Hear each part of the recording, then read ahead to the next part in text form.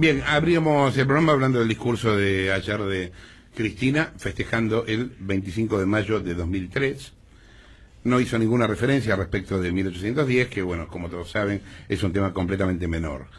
Cristina no solo hizo un discurso fuertemente electoral, sino que habló como siempre de la prensa, y en este caso dijo algunas cosas medio insólitas. Por ejemplo, alguien puede haber tenido conductas económicas entreguistas, pero ¿cómo justificás que estuviste a favor de la tortura?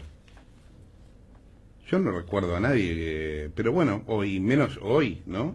Bueno, se refería al rol de los medios durante la dictadura. Ajá. En varios de los pasajes, cuando habló de los medios... Lo curioso de esto es que para decir esto, que en muchos casos es cierto, no que justificaron la tortura, pero sí que hicieron grandes negocios durante la dictadura, tenés que tener algún tipo de autoridad moral, porque corres el riesgo de que te pregunten, ¿y vos qué hiciste?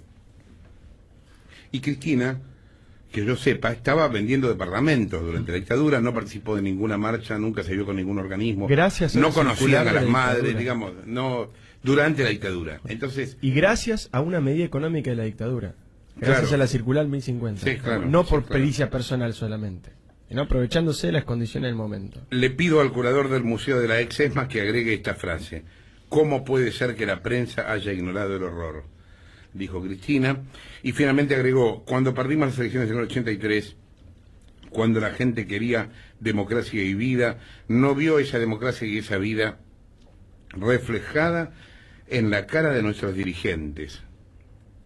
Wow. Nosotros vinimos a saldar esa deuda.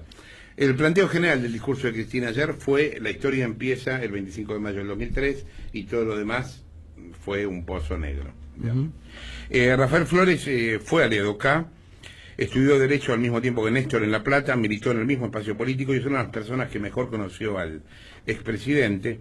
Alguna vez fue Flores quien reveló el estudio de Kirchner defendió a un represor. Esta línea de teléfono. ¿Qué tal, Flores? Lánata, buen día.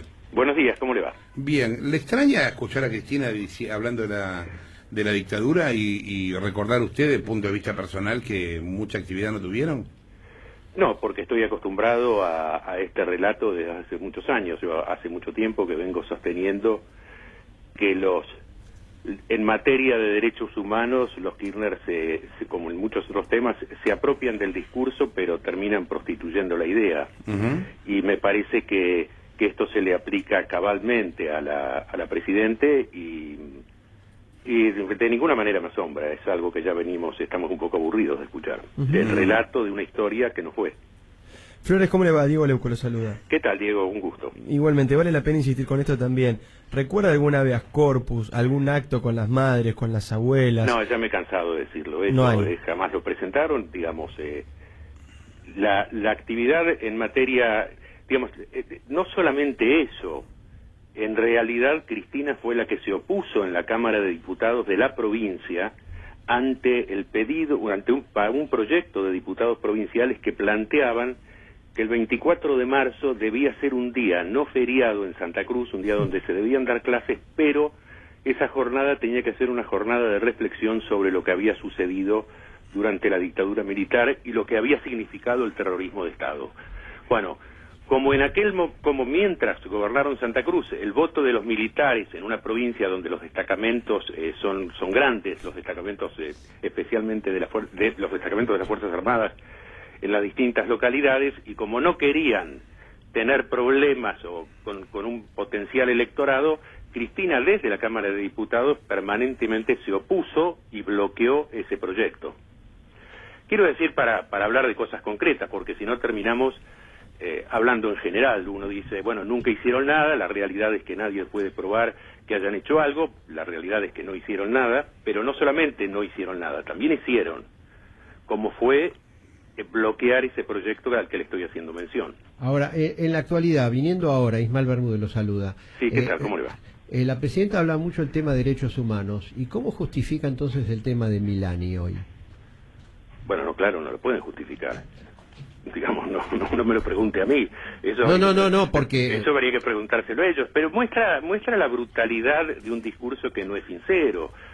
Cuando les conviene levantar una figura como Milani, porque les asegura un sistema de inteligencia que le puede ser incluso más efectivo y más poderoso que lo que el mamarracho que habían armado con la FIDE. Entonces aparece Milani como en el lugar en el que está, y los mismos dirigentes que justifican o que tratan de explicar una política de derechos humanos terminan haciendo el grotesco, penoso, de explicar a Milani. Yo soy querellante en una causa de derechos, digamos, la última causa que tengo, que es una causa de derechos por violación a los derechos humanos que tramita en San Martín.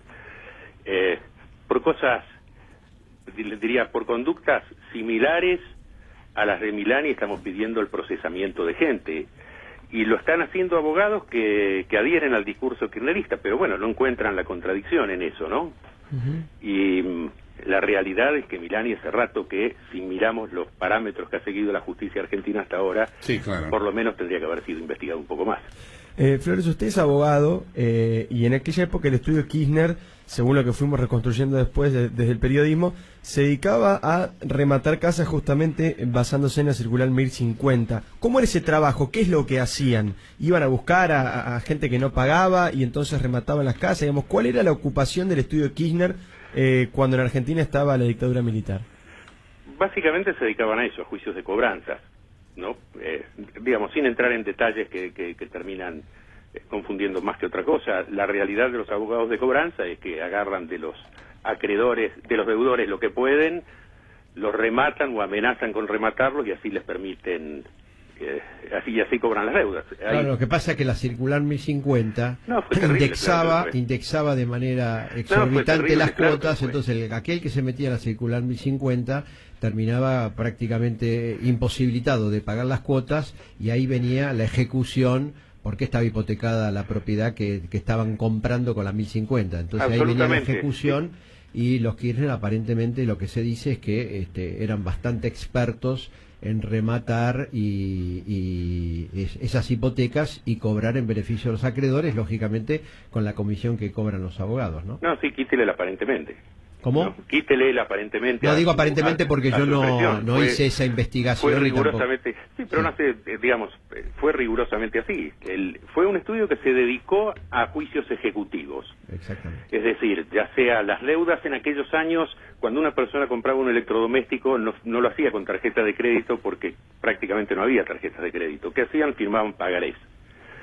Firmaban 30 pagarés o 20 pagarés, y la cuota era, si era 20 cuotas, o eran cuotas larguísimas, pero los Kirchner se dedicaban, cuando la gente de pronto, por las situaciones económicas, por lo que del momento, por las situaciones personales no podían pagar, se les ejecutaban esas deudas, y los Kirchner se dedicaban a eso, a ejecutar deudas de personas que no habían podido pagar sus obligaciones por las circunstancias que fueran. Y así obtuvieron muchas de las propiedades que hoy tienen en Río Gallegos, por ejemplo.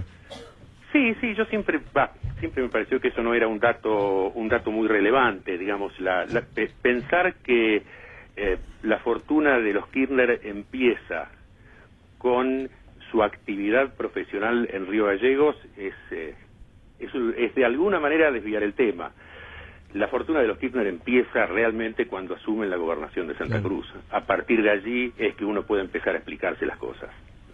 Gracias, Flores, por la comunicación. Rafael Flores, exaliado K, bueno, estudió Derecho al mismo tiempo que Néstor en La Plata, y lo conoce mucho, ratificando el tema de los derechos humanos y del desinterés de los Kirchner en esa época por el asunto. Bueno, CFK también habló de aerolíneas, pero sobre eso comentamos después del informativo.